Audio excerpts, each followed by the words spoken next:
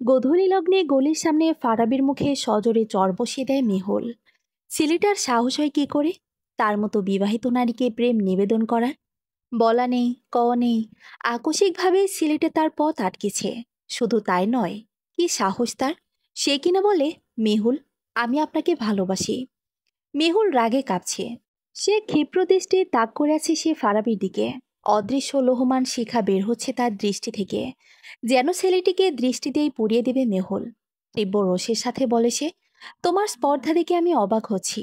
সাহস হয় কি করে আমাকে আজে বাজে প্রস্তাব দেবার? স্পর্ধা তো অন্যায় করতে লাগে মেহুল। আমি তো অন্যায় করিনি। আমি কেবল আপনাকে ভালোবেসেছি, তাও নিষ্পাপ, নিষ্কলুষিত ভালোবাসা। এতে কোনো অন্যায় নেই নিশ্চয়ই। ছেলেটির নির্লিপ্ত কথা আরো ক্ষিপ্র করে তোলে মেহুলকে। নিষ্পাপ ভালোবাসা? একজন বিবাহিত নারীকে ভালোবাসা নিষ্পাপ হয় কি আদৌ? অসম্ভব। মেহুল দ্বিগুণ ক্ষিপ্ত স্বরে বলে, কোনটাকে নিষ্পাপ ভালোবাসা বলে ফারাবি? একজন বিবাহিত নারীকে ভালোবাসাটা নিষ্পাপ, নিষ্কলুষিত? মেহুলের প্রশ্নে কিছুক্ষণ মাথা চুলকায় ফারাবি। তারপর নির্বিকার চিত্তে বলে, আমার ভালোবাসা নিষ্পাপ। তার যুক্তি হলো, পূর্বে যখন রাজীব ভাই বেঁচে ছিলেন, আমি কখনোই আপনাকে এমন নজরে দেখিনি। রাজীব ভাই মারা গেছেন 3 বছর হয়ে গিয়েছে, অথচ আপনাকে আমি এই 6 মাস যাবৎ ভালোবাসতে শুরু করেছি। তাই আমার ভালোবাসাকে অসম্মান করবেন না দয়া করে। ফারাবির কণ্ঠে দৃঢ়তা অবাক করল মেহুলকে। ছেলেটা কতটা আত্মবিশ্বাস নিয়ে কথাটা বলছে, যেন দোষটা মেহুলের। মেহুল ভ্রু কিঞ্চিত করে, মুখ খিচিয়ে মনোযোগ দিয়ে কিছুক্ষণ ফারাবির দিকে চাইল। একই গলিতে থাকার দরুন ফারাবিকে সে ভালো করে চিনে। রাজীব অর্থাৎ তার স্বামীর গোলের আড্ডা মহলের একজনের ফারাবি। রাজীবের সাথে তার সম্পর্কটা ছিল খুব মিহি। রাজীবের মৃত্যুর পর ছেলেটা তাদের পরিবারকে নানাভাবে সাহায্য করেছে। রাজীবের পরিবারে আয়ের উৎস কেবল রাজীবই ছিল। তার অকাল মৃত্যুতে পরিবারটি একেবারে তাল হারিয়ে ফেলে।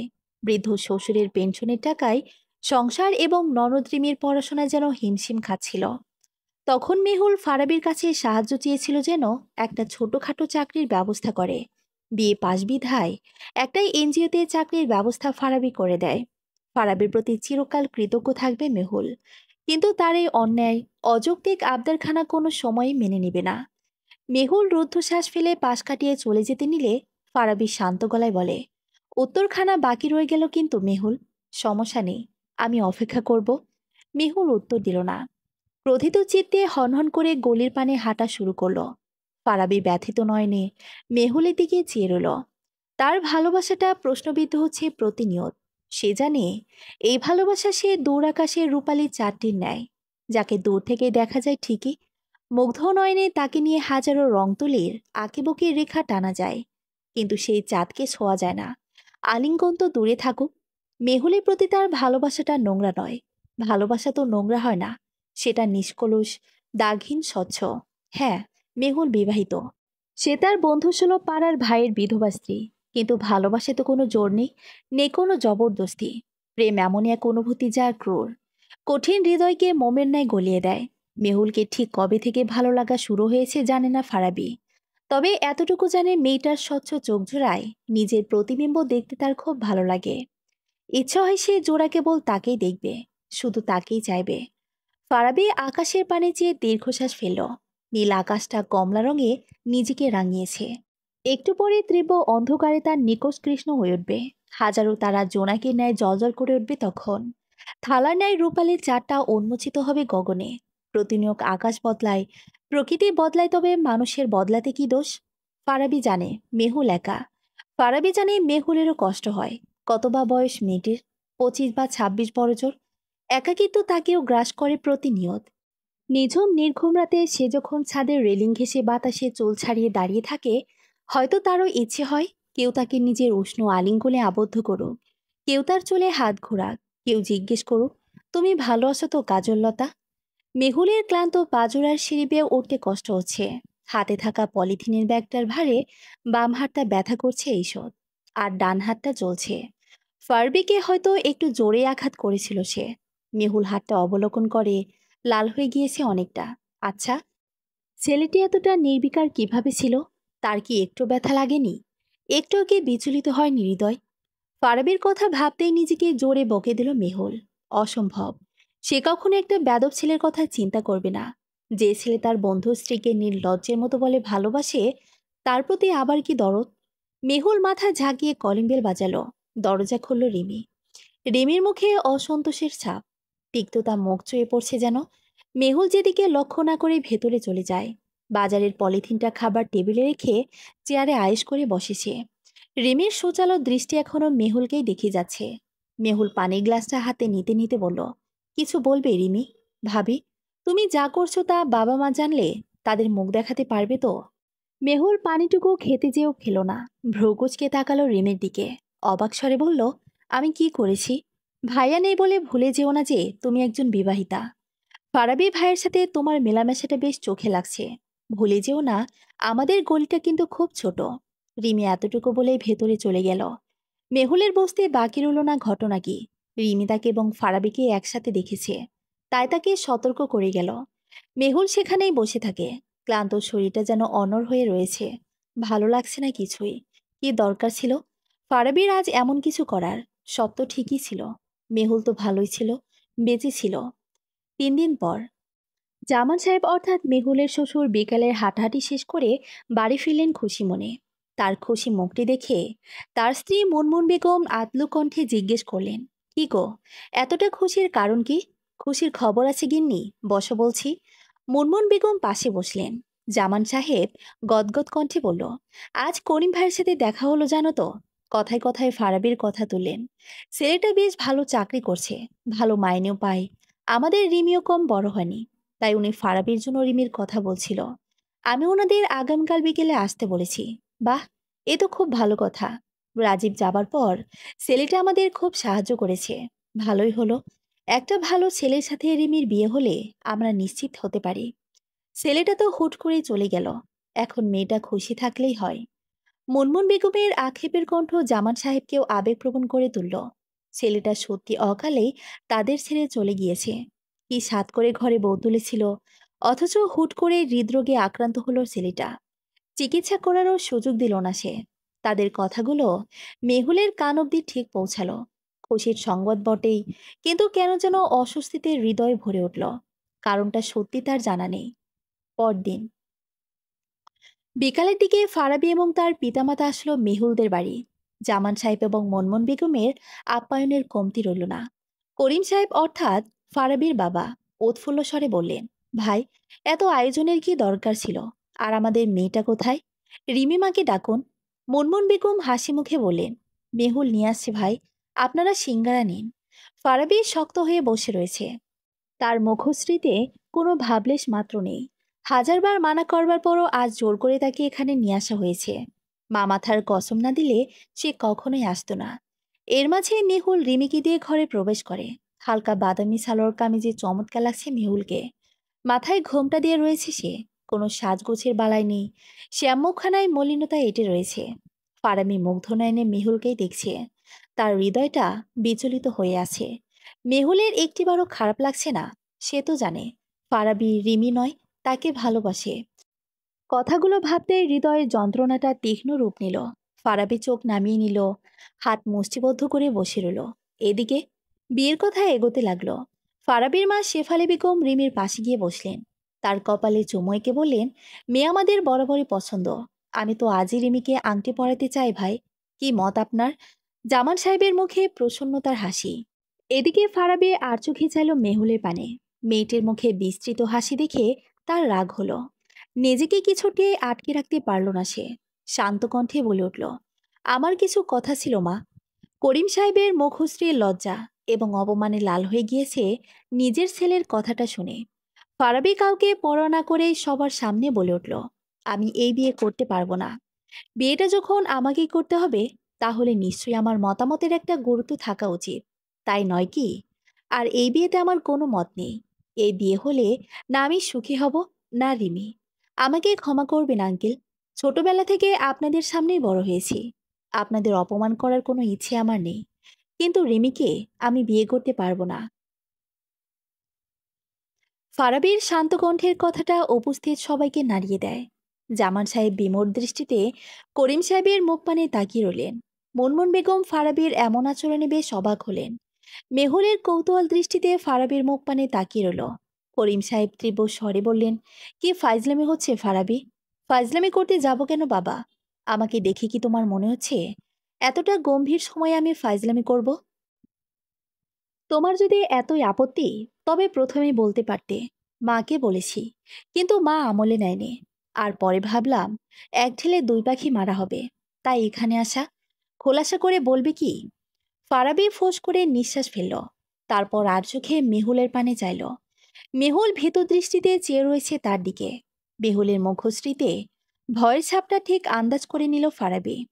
ফারাবি দীর্ঘশ্বাস ফেলে শান্ত কণ্ঠে বলল, আমি মেহুলকে ভালোবাসি, মাত্রাতিরিক্ত ভালোবাসি। আমি তাকে ব্যতীত কাউকে বিয়ে করতে পারবো না। তোমরা যদি বিশ্ব সুন্দরী আমার সম্মুখে এনে দাও, তাকে আমার ভালো লাগবে। কিন্তু সমস্যা হলো মেহুল আমার প্রথম নিবেদনকে নাকচ করে দিয়েছে। এখন আপনারাই বলেন, আমি যদি রিমিকে বিয়ে করি, সে বা আমি কি সুখী হব? কখনোই না। আমি রিমিকে মন থেকে মেনে নিতে অক্ষম। তাহলে এই বিয়েটা তো মূল্যহীন। তাই এই বিয়েটা আমি করব না। রিমি আর চোখে মেহুলের দিকে চাইল। মেহুল নতমস্তকে দাঁড়িয়ে আছে। লজ্জায় মুখখানা লাল হয়ে গিয়েছে তার। মাটির ভেতরে ঢুকে গেলে হয়তো মুক্তি পেত এই লজ্জার থেকে। জামান সাহেব বিমোহ দৃষ্টিতে তাকিয়ে আছেন। মুনমুন বেগম চোখ মুখ খিচিয়ে বলে উঠলেন, তোমার মাথা ঠিক আছে তো ফারাবি? কোথায় কি বলা উচিত তার বোধজ্ঞান কি হারালে নাকি? আমি অনুচিত কোনো কথা বলিনি আন্টি। আমি শুধু সত্যিটা বললাম। আমি মেহুলকে ভালোবাসি। তার অতীত যেমন হোক না কেন, আমার আপত্তি নেই। সবার জীবনে এগিয়ে যাবার অধিকার রয়েছে। সবার ভালোবাসা পাবার অধিকার আছে। তদ্রূপ মেহুলেরও অধিকার রয়েছে এই বেরঙিন জীবনের এতি টেনে নতুন করে সব শুরু করা। আমি তো অযৌক্তিক কোনো কিছু বলিনি। যদি মেহুল রাজি থাকে, আমি মেহুলকে এক কাপড়ে বিয়ে করতে রাজি। করিম সাহেব নিজের ছেলের কণ্ঠে দৃঢ়তা দেখে অবাক হলেন। তার শরীর রাগে কাঁপছে। ছেলের স্পর্ধা দিন দিন আকাশ ছুঁয়ে যাচ্ছে। এমনটা চলতে থাকলে লোকের সামনে মুখ দেখাতে পারবে না তারা। শেষমেশ কিনা একটা বিধবা মেয়েকে বিয়ে করবে তার ছেলে। মেয়ের কি অভাব? এই মেয়ে কেন? এর মাঝে মুনমুন বেগম বলে উঠলেন, করিম ভাই, ছেলেকে দিয়ে এভাবে অপমানিত না করালে তো পারতেন। এত বছরের সম্পর্ক একদিনেই শেষ করে দিল আপনার ছেলে। আমাদের বাড়ির বউকে এভাবে লাঞ্ছিত করার কি মানে? মুনমুন বেগমের কথায় ফারাবি অবাক কণ্ঠে বলল, লাঞ্ছিত? আমি লাঞ্ছিত করেছি মেহুলকে? আমি হতবাক আন্টি। ভালোবাসা কি লাঞ্ছিত করা? করছো না? নয়তো কেন আমাদের বইয়ের নামে আজে বাজে কথা বলছো? সবাই তো ওকেই দোষ দিবে। আমি তো স্পষ্ট করে বললাম, আমি ওকে বিয়ে করতে রাজি। মেহুল আর দাঁড়িয়ে থাকতে পারল না। ছুটে অন্দরে চলে গেল সে। ফারাবি মেহুলের যাবার পানে চেয়ে রইল। আটকাতে চেয়েও পারল না। সেই অধিকার যে তার নেই। মেহুল ঘরের দরজা দিল। মাটিতে নতজানু বসে চোখের পানি ছেড়ে দিল। কি দরকার ছিল ফারাবির এমনটা করার? ভালোই তো ছিল সে। বেরং জীবনটাকে তো বরণী করে নিয়েছে। তবে কেন ফারাবি সব এলোমেলো করতে উদ্গ্রীব হয়ে রয়েছে? সে চায় না নতুন করে কিছু। করিম সাহেব উঠে দাঁড়ালেন। নিজের স্ত্রীকে কড়া স্বরে বললেন, শেফালি চলো। এখানে বসে অপমানিত হবার ইচ্ছে নেই আমার। ফারাবি আর বসে রইল না। তীব্র যন্ত্রণায় বুক জ্বালা করছে তার। কেন যেন নিজেকে অপরাধী মনে হচ্ছে তার। সে কি সত্যি মরিচিকার পেছনে ছুটছে? বাসায় প্রবেশ করতেই হুঙ্কার ছাড়লেন করিম সাহেব, তোমার কি আক্কেল জ্ঞান নেই ফারাবি? এত মেয়ে থাকতে শেষ পর্যন্ত একটা বিধবা মেয়েকে তোমার মনে ধরল? একবার চিন্তা করে দেখেছো আমার মান সম্মানের কথাটা? জামান ভাইয়ের সামনে আমার মুখ দেখানোর উপায় রাখুনি তুমি। আমার সাথে বিয়ে করে যদি রিমি সুখী না হতো, তখন মুখ দেখাতে পারতে তো? ফারাবির প্রশ্নের উত্তর দিতে পারলেন না করিম সাহেব। তার চল শক্ত হয়ে গেল। করিম সাহেবের ক্ষুদ্র নজর ফারাবিকে বারংবার প্রশ্নবিদ্ধ করতে লাগলেন। ফারাবি সেই নজরকে উপেক্ষা করে বলল, একটা কথা স্পষ্ট জানিয়ে দিতে চাই বাবা, বিয়ে করলে মেহুলকে করব। এই ব্যতীত আমি কোনো মেয়েকে নিজের দুনিয়াতে প্রবেশ করাবো না। কথাটা বলেই হনহন করে নিজের ঘরে চলে গেল ফারাবি। করিম সাহেব শেফালি বেগমকে বললেন, দেখলে ছেলের স্পর্ধা? ও কিন্তু ভুল কিছু বলেনি। নিজ স্ত্রীর নির্লিপ্ত কথায় আরও চটে গেলেন করিম সাহেব। হিনহিনে স্বরে বললেন, তুমি ওর এমন কাজে সায় দিচ্ছ? অন্যায় তো করেনি সে। আর মেহুল মেয়েটাকে আমার মন্দ লাগে না। রাজীব মারা যাবার পর থেকে মেয়েটা এক হাতে সংসারটাকে চালাচ্ছে। এমন মেয়ে আমার বাড়ির বউ হইলে মন্দ হবে বলে মনে হচ্ছে না। করিম সাহেবের রাগ আসমান ছিল। নিচু স্বরে যত্ত সব বলেই উনি নিজ রুমে চলে গেলেন। শেফালি বেগমের মুখে স্মিত হাসি। হাসির কারণটা সে ব্যতীত কেউই জানে না। অফিস থেকে বের হলো ফারাবি। নীল আকাশে কালো মেঘেরা দল বেঁধে জড়ো হয়েছে। যেন শীতের আগমন তাদের পছন্দ হয়নি। তারা হরতাল করবে, তাই সেই হরতালে পৃথিবীর বুকে নেমে আসবে অজস্র বাড়িধারা। ফারাবি সকালের ফকফকা আকাশ দেখে ছাতাটা আনেনি। আর ডিসেম্বরের মাঝে সপ্তাহে প্রকৃতির এমন মুখ গোমরা ভাবটা আজ করেনি সে। তাই দ্রুত পায়ে এগিয়ে যেতে লাগলো বাস স্ট্যান্ডের কাছে। ভিজে গেলেই ঠান্ডা লাগবে, তখন অবস্থা ব্যাপক খারাপ হবে। হঠাৎ গতিয়ে মন্থর হয়ে গেল তার। সামনে থাকা নারীটিকে দেখে বিস্ময়ে আত্মহারা হলো ফারাবি। মেহুল নিজে এসেছে তার সাথে দেখা করতে। মেহুলের সামনে নতমস্তকে দাঁড়িয়ে আছে ফারাবি। তার চল শক্ত হয়ে আছে। বুকের এক কোণায় প্রচণ্ড যন্ত্রণা অনুভূত হচ্ছে। মেহুল তার সাথে দেখা করতে এসেছে। ব্যাপারখানা প্রথমে তাকে আনন্দ দিলেও সেই আনন্দ মুহূর্তে নিয়ে গেছে যখন জানতে পারে মেহুলের আসার উদ্দেশ্য। মেহুল ফারাবির জন্যই অপেক্ষারত ছিল। ফারবি মেহুলকে দেখতে পেয়ে দ্রুত পায়ে এগিয়ে এলো তার কাছে। আকুল কণ্ঠে জিজ্ঞেস করলো, আপনি এখানে? কাজ ছিল বুঝি? মেহুল শান্ত গলায় উত্তর দিল, আপনার সাথেই দেখা করতে এসেছি। মেহুলের উত্তরটা তপ্ত খরার এক পশলা বৃষ্টির ন্যায় ফারাবির হৃদয়ের আঙিনায় শীতল পরশ বুলিয়ে দিল। উচ্ছ্বাসিত চিত্তে সে বলল, আপনি সত্যি আমার সাথে দেখা করতে এসেছেন? আপনার ধারণা নেই আমার কতটা আনন্দ হচ্ছে। চলুন আমরা কোথাও যে বসে কথা বলি। এখানে দাঁড়িয়ে থাকাটা ভালো দেখাচ্ছে না। আমি কোথাও যাব না। অহেতুক ব্যস্ত হবার প্রয়োজন নেই। আপনার সাথে কিছু কথা আছে। কথাগুলো শান্ত মস্তিষ্কে শুনুন। ফারাবি এবার কিছুটা দমল। সকল উৎসাহ মুহূর্তে যেন বাষ্পায়িত হয়ে গেল। তার ভ্রুযুগল কুঞ্চিত হয়ে গেল। বিস্ময় ভরা কণ্ঠে বলল, বলুন। মেহুল ভনিতাবিহীন নির্লিপ্ত কণ্ঠে বলল, আমার পক্ষে আপনাকে ভালোবাসা সম্ভব নয় ফারাবি। ভালোবাসাটা জোর করে হয় না। আমি আপনার ভালোবাসাটাকে অপমান করছি না। তবে আপনার ভালোবাসাটা এক পাখি। এই এক পাখির ভালোবাসার ভার আমার পক্ষে মেনে নেওয়াটা সম্ভব নয়। আমি রাজীবের স্থানে আপনাকে বসাতে পারবো না। তাই পাগলামিটা এবার ছেড়ে দিন। আপনি বলেছিলেন আমি যদি চাই তবে আপনি আমাকে বিয়ে করতে রাজি। কিন্তু আমি চাই না। নিশ্চয়ই এই ভালোবাসার জোড়াজড়িতে আমার মতের একটা দাম আছে, তাই নয় কি? তবে কি চান আপনি? আমি রিমিকে বিয়ে করি? সেটা আপনার ব্যাপার। আমি তাতে কিছুই বলবো না। আমার বলা না বলাতে কিছুই যায় আসে না। তবে আমাকে আপনি ভুলে যান। একটা কথা জানেন তো, জীবনে সবকিছু এক মুঠোতে দেয় না। কিছু মুহূর্ত, কিছু সুখ মুঠো ছাড়া হবে, হতেই হবে। যাহা চায় তাহা সর্বদাই কি পায়? বেলা শেষে জীবনের হিসেবে কিছু খোয়াবই। এটাই জীবনের নিতান্ত সত্যতা। অতি তিক্ত কিন্তু বাস্তবতা। মেহুল থামল। অজানা অনুভূতিগুলো গলায় এসে জমেছে। বিদ্রোহ করছে। কথাগুলো আটকে যাচ্ছে। স্বর কাঁপছে। তার কি তবে কষ্ট হচ্ছে? কেন হচ্ছে? সে তো ফারাবিকে ভালোবাসে না। তবে কেন তার এতটা কষ্ট হচ্ছে? মেহুলের জানতে ইচ্ছে করছে না। শুধু এতটুকু জানে সে, এই ভালোবাসাকে সে গ্রহণ করতে পারবে না। এটাই চিরন্তন সত্যি। মেহুল ফারাবির অগোচরে নিজেকে সামনে নিল। শক্ত গলায় বলল, আশা করি আপনি বুঝেছেন। এরপর থেকে আমাকে বিরক্ত করবেন না। অন্যথা আমার রুদ্ররূপ দেখতে বাধ্য হবেন। মেহুলের কথাগুলো ফারাবির কর্ণকুহরে ঝংকার তুলছে। বুকের অতলের জলসমুদ্রে এক বিস্তার ঘূর্ণিঝড় বয়ে যাচ্ছে। নিবৃত্ত চিত্ত এক মুহূর্তে প্রচণ্ড আঘাতে রক্তাক্ত করে উঠল। এই রক্ত কেউ দেখতে পারে না। এই রক্তক্ষরণের তীব্র যন্ত্রণা রয়েছে, যা ফারাবির শীতল আখি জোড়াকে ঝাপসা করে তুলল। আবেগ কণ্ঠকে ভারী করে তুলল। সে নতমস্তকে দাঁড়িয়ে রইল। নিজের স্বচ্ছ জলগুলো ফেল অতি সংগোপনে। ছেলেদের নাকি কাঁদতে নেই? কে বলেছে? যত সব পচা মস্তিষ্কের জংধরা চিন্তাধারা। আরে, তারা কি আয়রন ম্যান নাকি? তাদের হৃদয়টা তো রক্তে মাংসের। সেটাইও কষ্ট অনুভূত হয়। ফারাবির রুদ্ধশ্বাস ফেলে ভারী কম্পিত স্বরে বলল, চিন্তা করবেন না। আমি আর আপনাকে বিরক্ত করব না। তবে একটা কথা দিতে পারছি না। সেটা হলো আপনাকে ভুলে যাওয়া। আমি কখনোই আপনাকে ভুলতে পারবো না। আসলে কি বলুন তো, আমরা কেউ পারফেক্ট নই।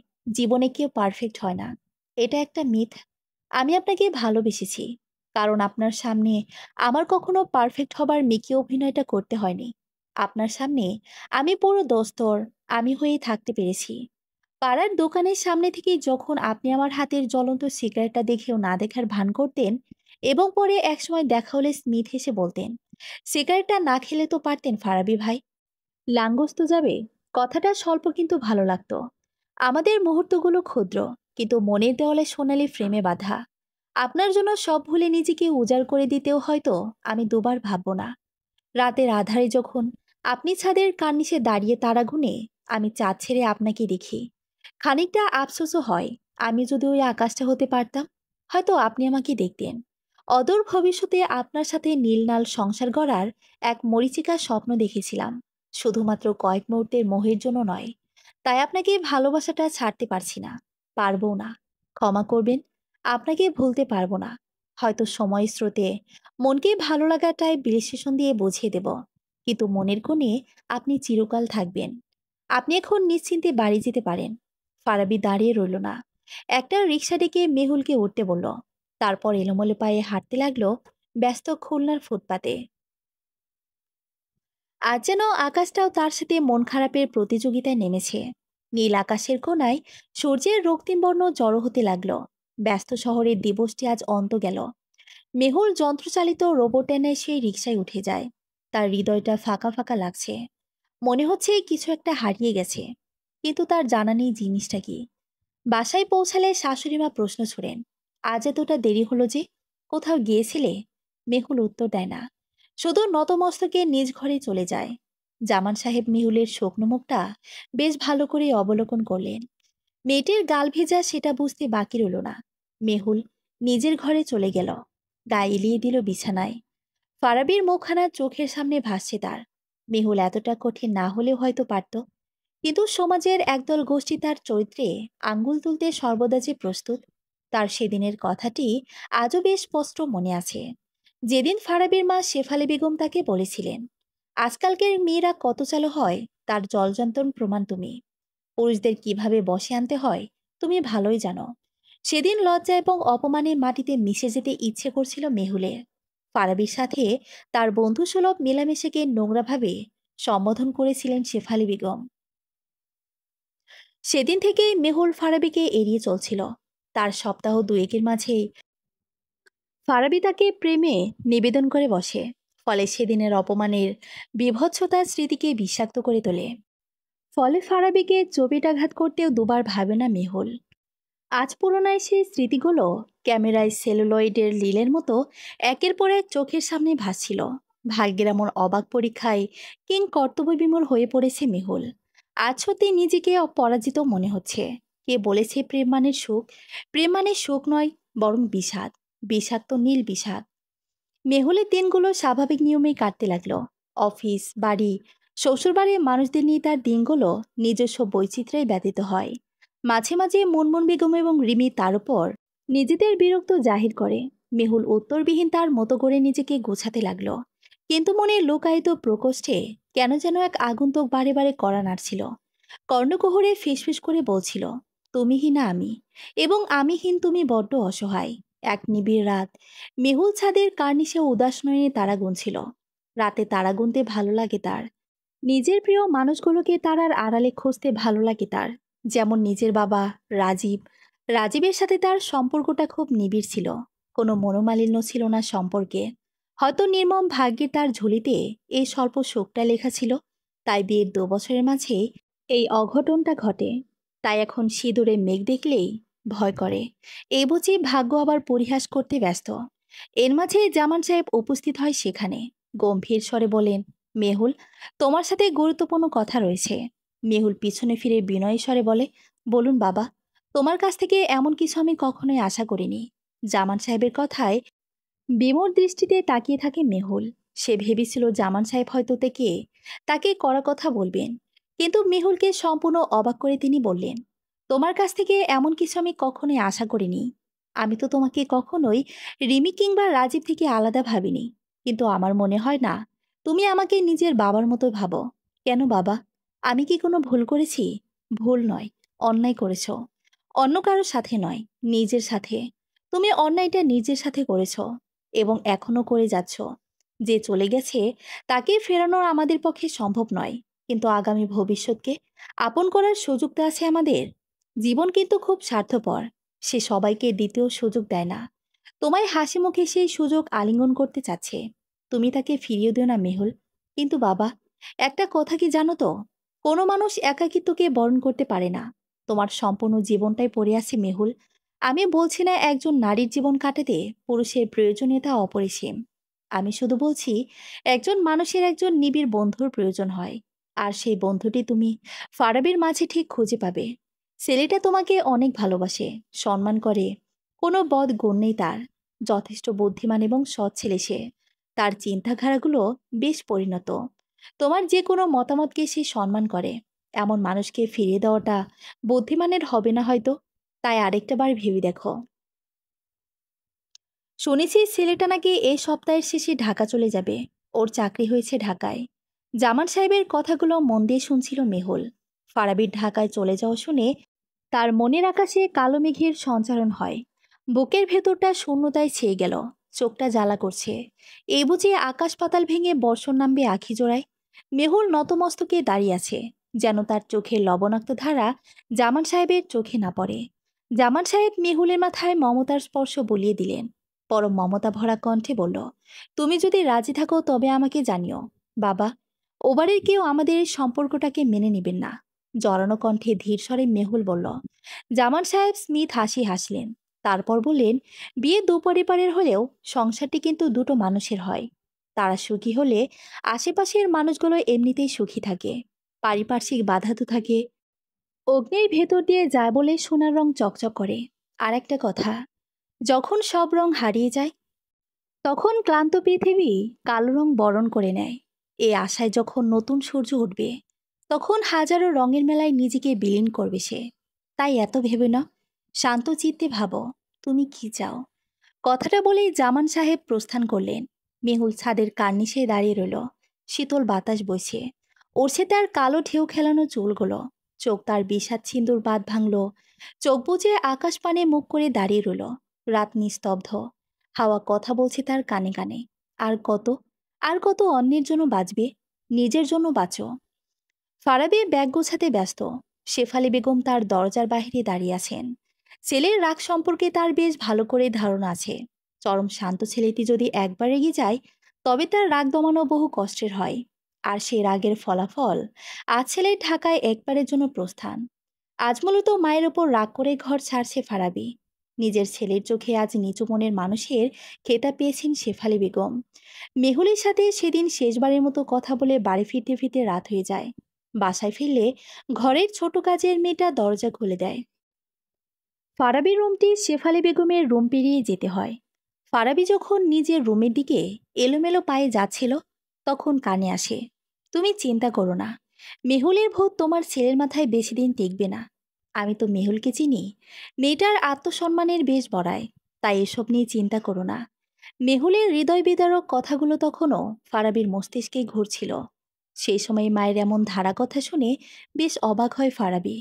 অনুমতিবিহীন তার ঘরে প্রবেশ করে।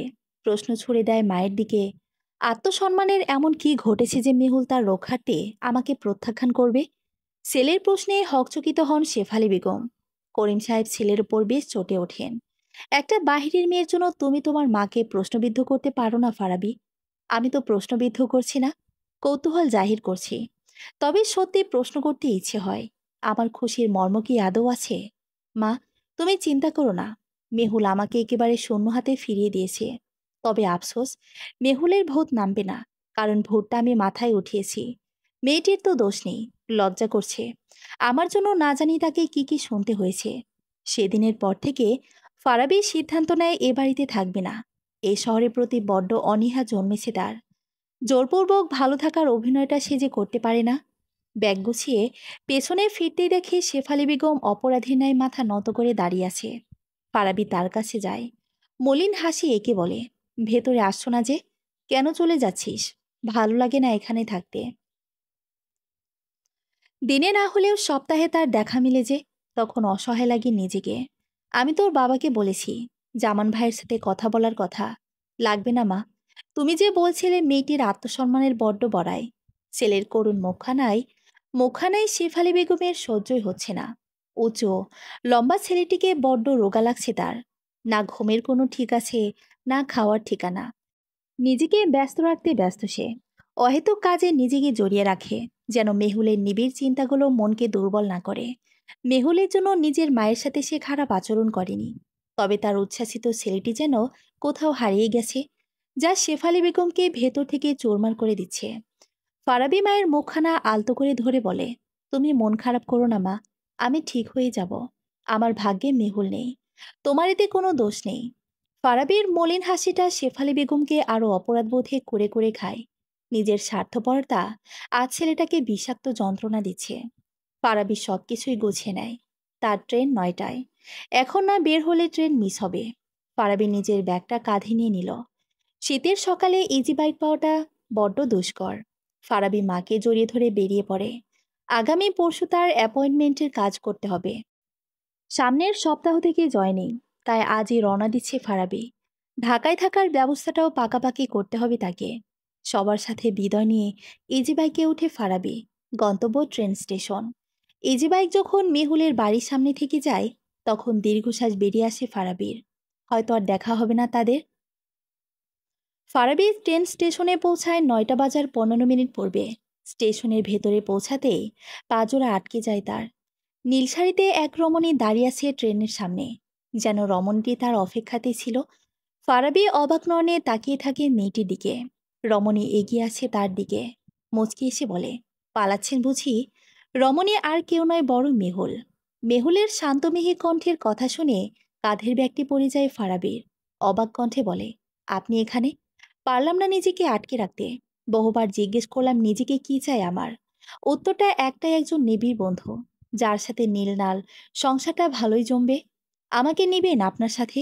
মেহুলের প্রশ্নে ফারাবির চোখজোড়া চকচক করে ওঠে। পারিপার্শ্বিক পরোয়া না করেই জড়িয়ে ধরে মেহুলকে। মেহুলকে জামান সাহেবে নিয়ে এসেছে ট্রেন স্টেশন অবধি, কারণ মেহুল তাকে বেশ সাহস নিয়ে মনের কথাগুলো বলেছিল। আছে শ্বশুর নয়, একজন পিতারূপে তার কন্যাকে এখানে নিয়ে এসেছেন। ট্রেনের হুইসেল বেজে উঠেছে। ফারাবি এবং মেহুলের সেদিকে হুঁশ নেই। তারা নিজেদের মাঝে আবদ্ধ করেছে নিজেদের। হঠাৎ মেহুল প্রশ্ন করল, ট্রেন চলে যাচ্ছে, ঢাকায় যাবেন না? ফারাবি মেহুলের হাতটা নিজের মুঠোয় নিল।